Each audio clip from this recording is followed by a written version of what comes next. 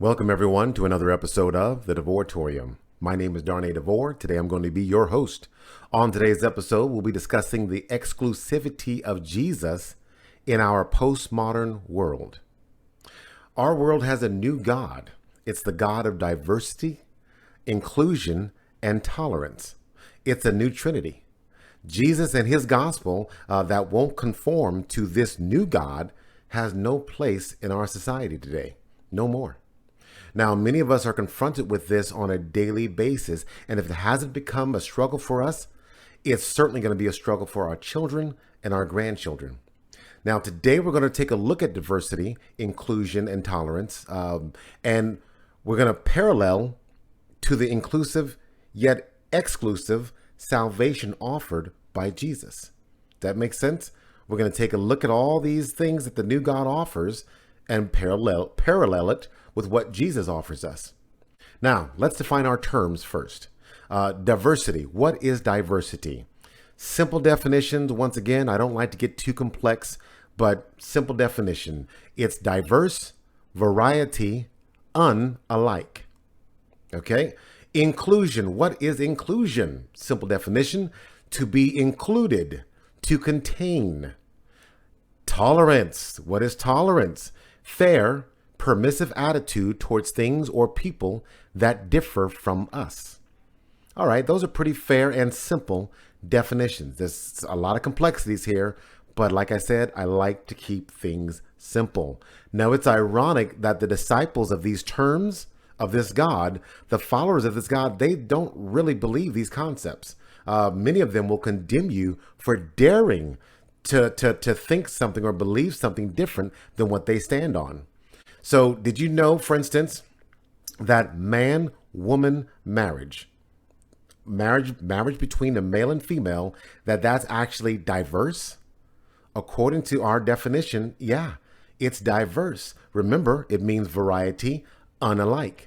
What's more unalike than a male and a female? They're completely opposites. Male, female, that's diversity. That is actual diversity according to the definition. Did you also know that man-woman marriage is inclusive? According to the definition, once again, to be included, to contain. It contains two different genders. It contains it. So it inclusive, diversity, they're kind of related, aren't they? Yeah.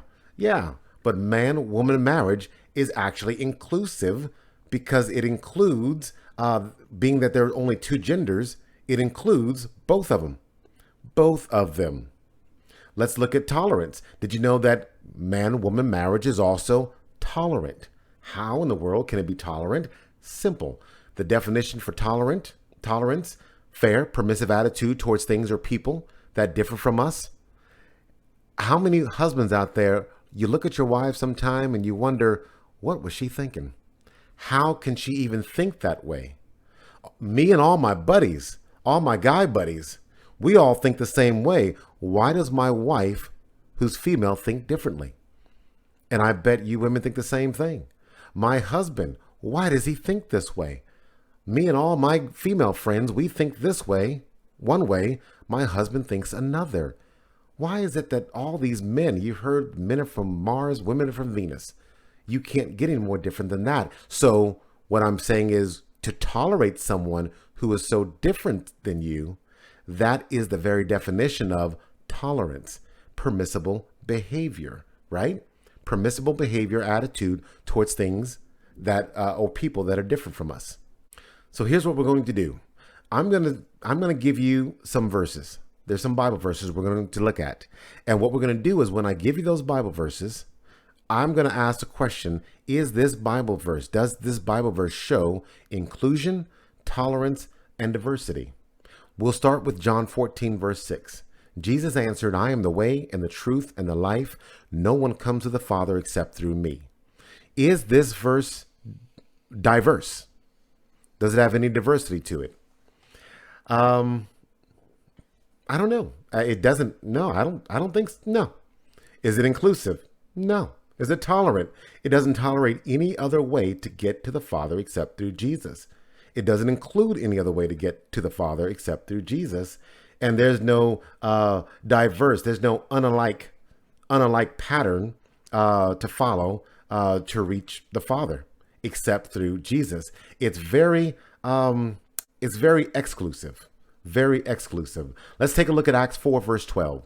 Salvation is found in no one else, for there is no other name under heaven given to mankind by which we must be saved. Is this verse diverse? Is it inclusive? Is it tolerant? The answer, just like the first verse, no. No. No other name under heaven given to mankind, no other name but Jesus. That's the only name given by which we are saved. Wow. Okay, so that's very, very exclusive. Okay, so the Bible, salvation, it's very exclusive, and the world finds that difficult to deal with. The new Trinity can't tolerate intolerance, exclusivity, and non-diverse, things being non-diverse. The new Trinity has to flip it. It has to be, and that's why the two worldviews will always clash. Okay, it's this new God of diversity, diversity, tolerance, and inclusion versus our God, Jesus the Messiah. Let's take a look at another verse, John 3:16. We all know that one. For God so loved the world that he gave his only begotten Son, or his one and only Son, that whoever believes in him shall not perish but have everlasting life. Just so you know, those of you who are King James Version onlyist, begotten actually means one and only or unique son. So we're not diverting from the word in this passage here. So is this verse diverse, inclusive, or tolerant? Let's take a look really close here. Who did God offer for salvation? He offered his Son, his one and only or his only begotten Son for salvation. God offers that. Is that inclusive? Diverse? No, but it's pretty tolerant, isn't it? He's offering his Son to sinners. Sinners like you and me who don't deserve it. That's pretty tolerant. Who is salvation open to? Well, the verse itself says, whoever believes in him. So it's actually inclusive of everyone, no matter where you're from, no matter your sin. It's open to everyone. Not everyone will choose him, but it is open to everyone.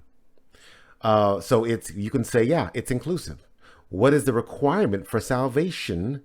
The requirement for salvation is you believe. We're still looking at John 3:16. Whoever believes in him, that's the requirement for salvation. What is the outcome for our belief? The outcome is we shall not perish, but have everlasting life or have eternal life. Now, if this is true, the inverse is also true. That's the opposite. What's the outcome for disbelief? Let's take that whoever believes in him portion and say whoever doesn't believe in him. So then it goes to follow, they shall perish. Instead of shall not perish, they shall perish and not have eternal life. All right, that's the opposite. So does this verse show tolerance? Yes, it shows tolerance because God gave his Son for people who didn't like him, people who hated him. Okay, God tolerated them anyway and gave his Son. Is it inclusive? Yes, whoever believes in him, no matter where you're from or who you are or your sin, if you believe in him, you won't perish, but you'll have everlasting life. Is it diverse? That's included with everyone. Everyone, whoever believes, will have eternal life. So you'll see some aspects of that in this very verse. So that should be a good thing, right? That should be a good thing, but it still focuses on the exclusive salvation of Jesus himself, only through his Son. So it's both inclusive and exclusive at the very same time. Now, why is the exclusive part of the gospel so exclusive? Why? Why can't people find their own way to salvation? Why aren't other paths included? Why isn't God tolerant of other gods? Because maybe they want to offer us some kind of salvation in them. Let's look at Common Sense 101. Okay, Common Sense 101. If you've offended God, if we've offended God with our sin, who do we apologize to? Do we apologize to Zeus, Molech, Dagon? Who do we apologize to? Paul says in Acts 17, verse 24, that there's only one God, and he's the God of everybody. All of creation owes their life and breath to God, the one God. So we can't go to Dagon. We can't go to Molech. We can't go to Zeus. We can't go to any other God. We can only go to the one true God. Now, does the offended party, who is God, by the way, have the right to set the terms for forgiveness? Right? Yeah. Whoever we've offended has a right to set the terms of reconciliation and forgiveness. God, I offended you, but I want to apologize in my own way. I want to apologize to Zeus for what I did to offend you. I want to apologize to myself for what I did to you. That doesn't work. That doesn't work. God has set the standards for how we are to reconcile with him. When did we take the sovereignty of God for ourselves and decide how we would come to terms with our own imperfections, how we would approach God? It happened in Genesis 3, 5, verse 6, believe it or not. It happened way in the beginning. This verse, we became God, or we were looking to become God. We created our own heaven, hell, and values and expect God to either agree with us or we don't need him anyway. We expect God to adhere to our definitions of inclusion, tolerance, and diversity, our definitions of and our definitions of good and evil. Let's take a look at the verse itself. Genesis 3, 5 through 6, it reads, "For God knows that when you eat from it," this is Satan talking, the serpent talking to Eve about eating from the fruit of the tree.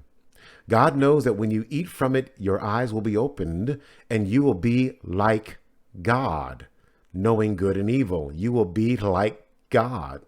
Are we reading this right? Yeah. "When the woman saw that the fruit of the tree was good for food and pleasing to the eye and also desirable for gaining wisdom, she took some and ate it. She also gave some to her husband who was with her, and he ate it." This is when we decided we wanted to become God. And once we become God, we can decide, well, we can sin all we want to, and we can forgive ourselves of any offense we give to each other or any God that may or may not be out there. We can do it ourselves because we have now become God, or at least like God. You see how this works? We fell for the same lie that Satan tried in the beginning. Satan wanted to become God or like God, and he failed. He gave us the same opportunity to fail, and we took it. We took that same opportunity to fail. We don't have that authority, folks. We just don't. We don't have the authority to tell God how we're going to reconcile with him. We just don't. We don't have that authority. We don't have that power. We don't have that wisdom. God gave us a way back to him. One way. Anyone can walk that way because it's the only true way. It's the only way there is. It has been provided to us by the light that brings life to the whole world. Every other option is no option at all. None. So I want you to keep this on your mind, keep this on your heart, that when we look at these scriptures, when we ask the question of why God seems to be so exclusive, why can't it be more inclusive like we are? We don't have that power or the authority to make our will his will. We offended him. We owe him. We must reconcile with him. He's provided us a way to do it, but it's only one way. It's only one way. You don't like that one way? That's fine. You don't have to like it at all. He didn't do it with your permission. He did it because he's God. And if you can't recognize that he's God, you're going to really struggle with this exclusivity of Jesus Christ. Thank you for your time, and I'll see you on the next video.